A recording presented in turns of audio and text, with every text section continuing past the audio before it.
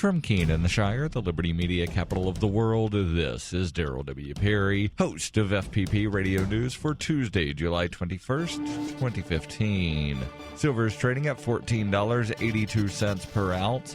Gold is valued at $1,106 per ounce. And according to BitcoinAverage.com, the average price of Bitcoin is $280.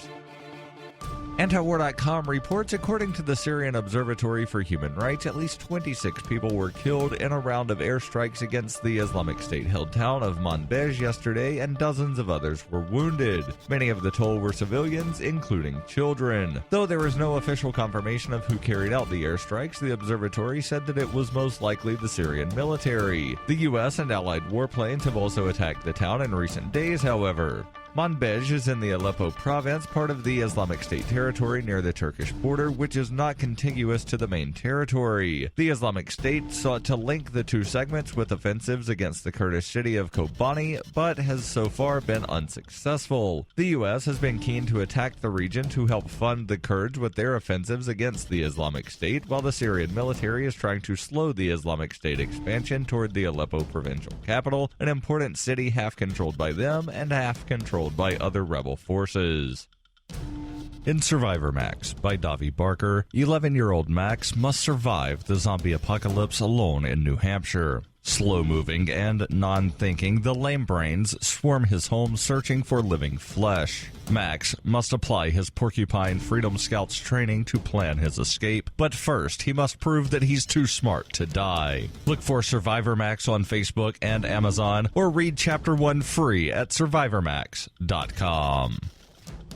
UPI reports officials in drought-stricken California have levied a $1.5 million fine against a group of farmers and residents with senior water rights for allegedly diverting water illegally, according to the State Water Board. The State Water Resources Control Board announced Monday the Byron Bethany Irrigation District, located in Tracy, California, just outside of San Francisco, must pay the fine or request a hearing with the Water Board within 20 days. The agency says the district continued to use water from an intake channel at the bank's pumping plant for nearly 2 weeks after new water restrictions were put in place. Those new restrictions, ordered June 12th, curtailed water used by farmers with water rights dating back to 1903. Byron Bethany, along with a number of other irrigation districts, sued the Water Board, challenging its authority to curtail their water rights, which date back to before 1914, the date the state originated its water rights system, according to the Sacramento Bee. The board said Byron Bethany diverted more than 2,000 acre-feet of water during the 2 weeks it was allegedly out of compliance. The last time the state ordered restrictions for pre-1914 right holders was during a drought in the 1970s.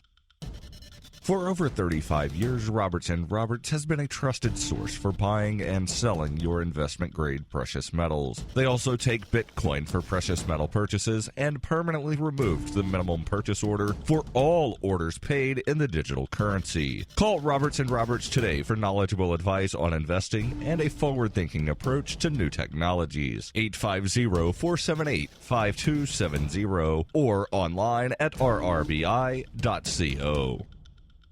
Reuters reports the Cuban flag was raised over Havana's embassy in Washington on Monday for the first time in 54 years as the United States and Cuba formally restored relations, opening a new chapter of engagement between the former Cold War foes. Cuban Foreign Minister Bruno Rodriguez presided over the re-inauguration of the embassy, a milestone in the diplomatic thaw that began with an announcement by President Barack Obama and Cuban President Raul Castro on December 17th. Underscoring differences that remain between the United States and the communist-ruled Cuba, Rodriguez seized the opportunity to urge Obama to use executive powers to do more to dismantle the economic embargo, the main stumbling block to full normalization of ties. For its part, the Obama administration pressed Havana for improvement on human rights. But even with continuing friction, the reopening of embassies in each other's capitals provided the most concrete symbols yet of what has been achieved after more than 2 years of negotiations between two governments that had long shunned each other. Rodriguez said at the reopening ceremony, "The historic events we are living today will only make sense with the removal of the economic, commercial, and financial blockade, which causes so much deprivation and damage to our people, the return of occupied territory in Guantanamo, and respect for the sovereignty of Cuba."